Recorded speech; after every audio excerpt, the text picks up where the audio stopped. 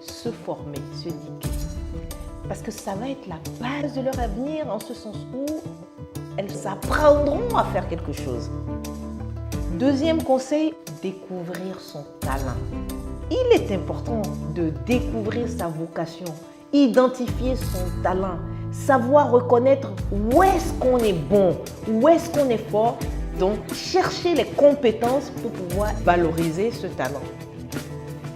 Troisièmement, avoir de l'audace. Et ça, je n'arrête pas de dire aux jeunes femmes, il faut avoir l'audace, il faut avoir du cran. La société va me traiter de tous les noms d'oiseaux, mais moi, c'est ce que j'ai envie de faire. Et quel que soit ce qu'on me dira, quel que soit ce dont on me traitera, je sais que c'est là que je veux aller, mais je fonce droit parce que je sais simplement que je ne fais rien de mal, que j'ai juste envie justement d'avancer par rapport à cette conviction ou par rapport à cet objectif. Et je dois aller de l'avant. Il n'empêche que dans ce parcours, dans ce processus, je peux tomber, je peux avoir des échecs, je peux avoir des difficultés, je peux recevoir des coups. Mais quand je me dis que je dois foncer et que ce sont mes convictions, je fonce et j'apprends de mes erreurs ou j'apprends des erreurs des autres dans mon environnement. Donc justement, je quitte l'audace et j'en arrive à la résistance. Il faut apprendre à résister aux écueils que la société, parfois, de façon très injuste, nous met.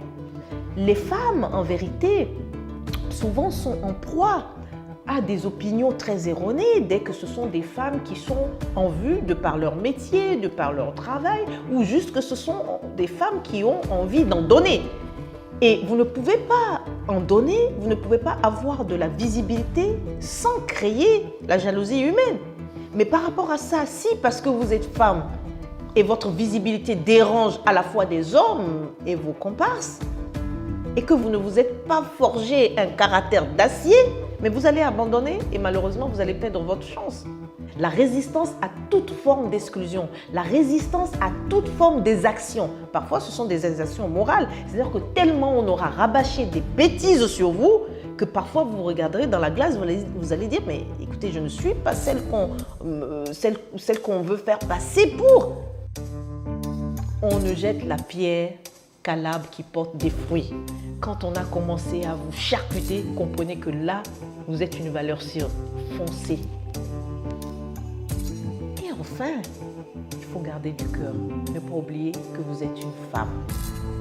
Que vous serez amenée à tempérer à un moment ou à un autre les ardeurs. Que parce que vous êtes une femme, vous ne devez pas perdre ni votre féminité, ni votre humanité, ni votre humanisme. Vous êtes un ensemble d'énergie, de caractère, mais de cœur, de tendresse, d'amour. Vous restez une femme sur ses hauts talons. Vous restez très féminine, très chic.